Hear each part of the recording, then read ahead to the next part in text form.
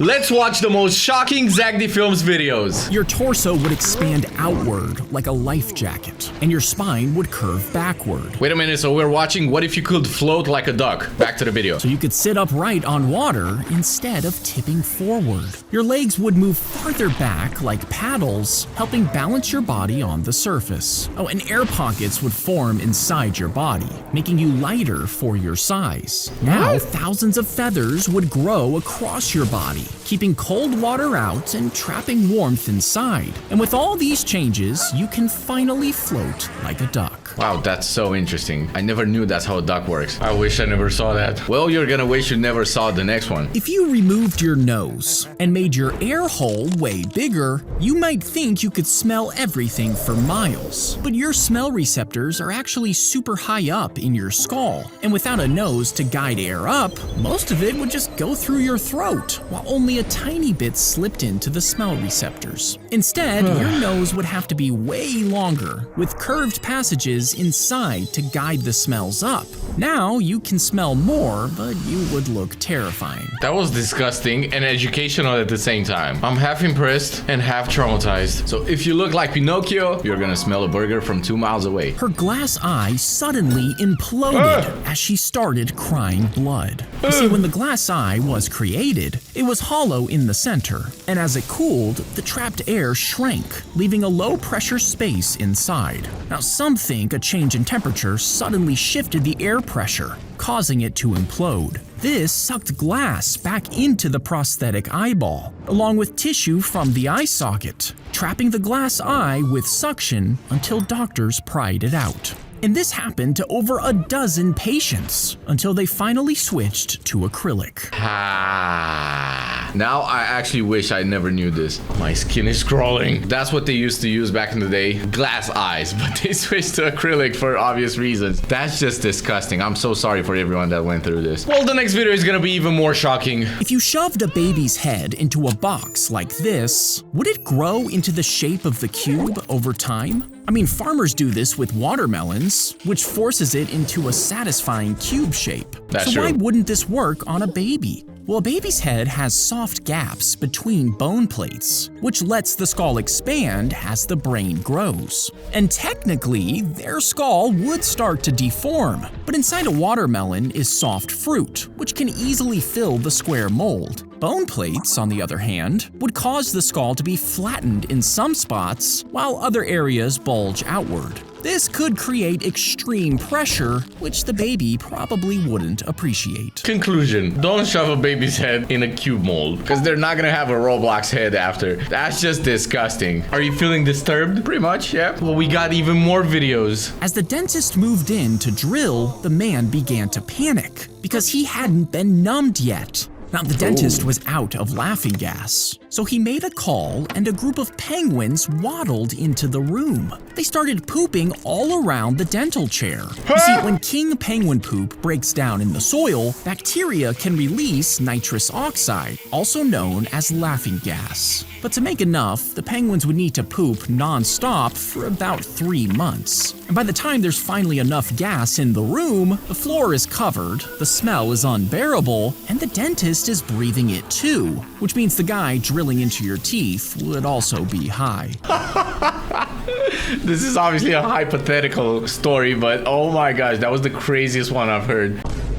How do you even think of this? Well, I guess Vlad is speechless, but I think the next video is gonna make you speechless. She couldn't stand her husband anymore, so she took a gun and shot him 6 times in the chest. But during the autopsy, the police learned that the man had actually had a heart attack moments earlier, meaning he died before she even shot him. Because he was already dead, could she still be charged with murder? Now, this is actually a common question on the bar exam, and the answer is that you can't kill someone who's already dead. But she still tried to kill him, so she would be charged with attempted murder. See, that's what I'm saying. It's just the action that speaks for itself. You still shot someone. It doesn't matter if they were dead. I think she's guilty. Totally guilty. Just divorce him, bro. If you were bit by a tick, which was bitten by another tick, could they keep going, making an infinite chain of ticks drinking each other's blood? Well, starving ticks can feed off of other ones, but What? ticks store blood in a stretchy sac instead of moving it through vessels. So by the fourth link, the blood is barely moving, so there's almost nothing left to suck, meaning they would quickly let go, which would break your chain.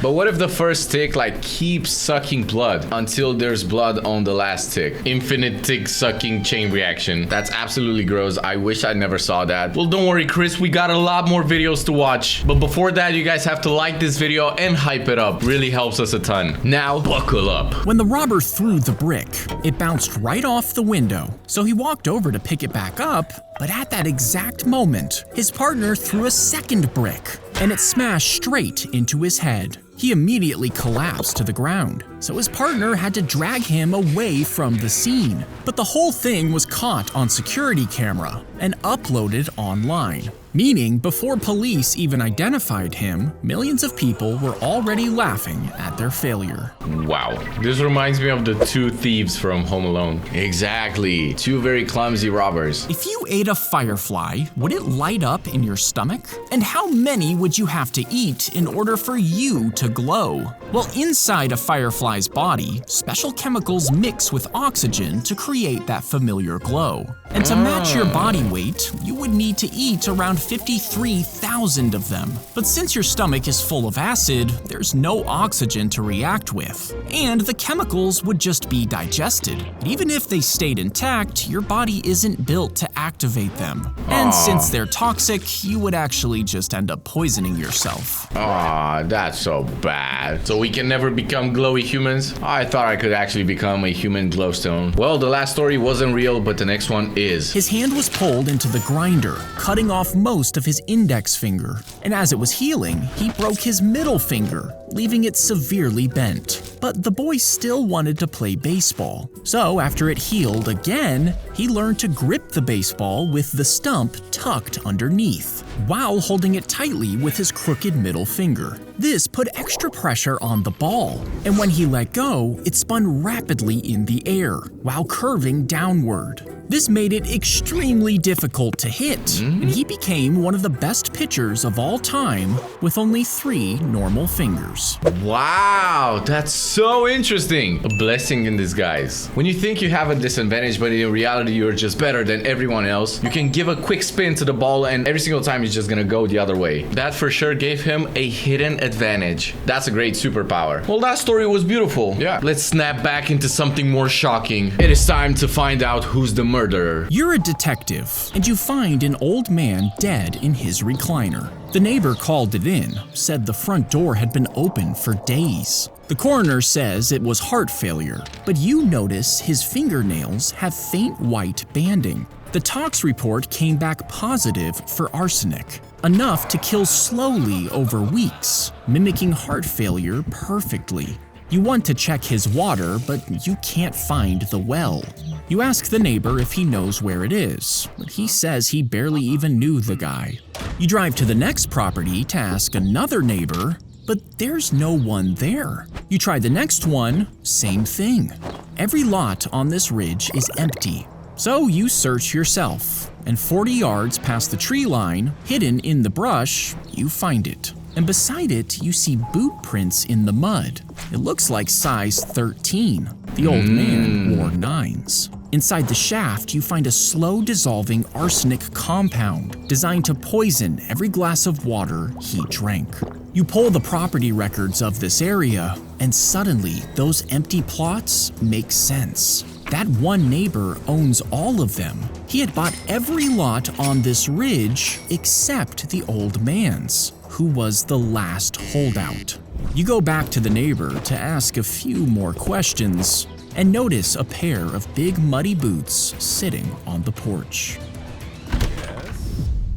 I mean, that's just so easy. Cinema! That was amazing storytelling. So that was the murderer. He tried to kill his last neighbor so he could get his property eventually. Why would you want to live on a street where everything is just yours? Like no neighbors around? Why not? That's just mean. Have you ever wondered what it's like to jump over the Empire State Building? If not, let's watch it anyways. If you tried to pole vault over the Empire State Building, you would fly up about 20 feet before smashing into it. Now, if you dug a giant slot in front and ran faster than a race car while hugging a pole that's almost 2,000 feet long and 4 feet thick, you could plant it into the slot, and the pole would snap back, sending you flying at hundreds of feet per second as you clear the top.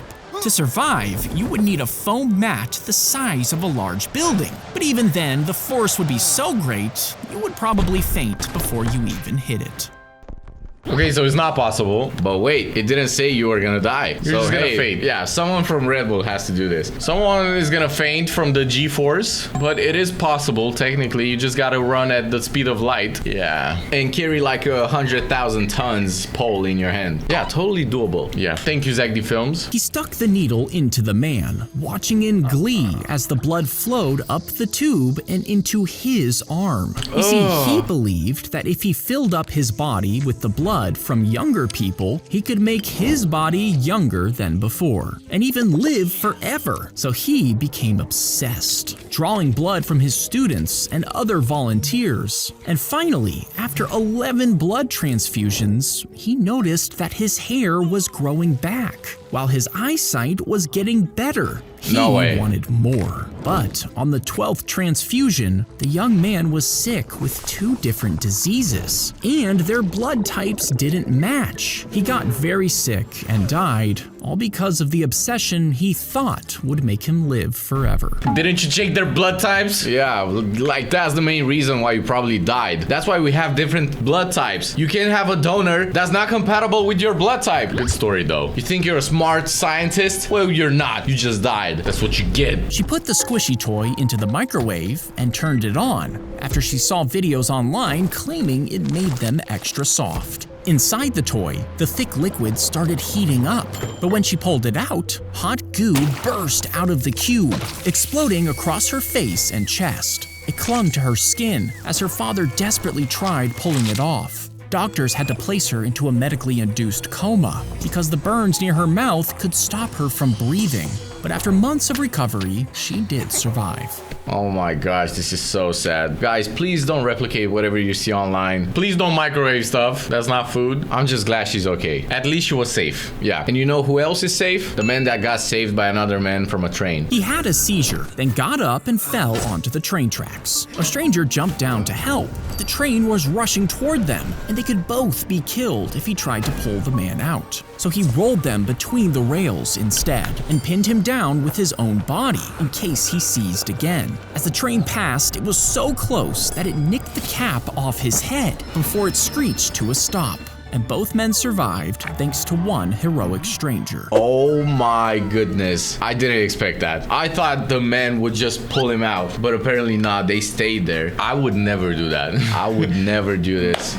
W superhero in real life. Wow. The thing is, I would never try this because I don't even know if I have enough space to like fit under the train. I would think I'm instantly cooked, but apparently you have enough space for that. Yeah, they knew. And guys, just please stay safe. Don't stay near train tracks or anything. They cut his thigh bone into 2 pieces, screwed in a special metal rod along his bone, secured it with pins, and sewed the wound back up. You see, he was born with one leg shorter than the other. But after the surgery, the boy used a special remote to rotate the gears inside. It would extend the rod just a little bit every day. This slowly stretched the 2 ends of his bones apart, and as the gap slowly opened, his body filled it in with more bone.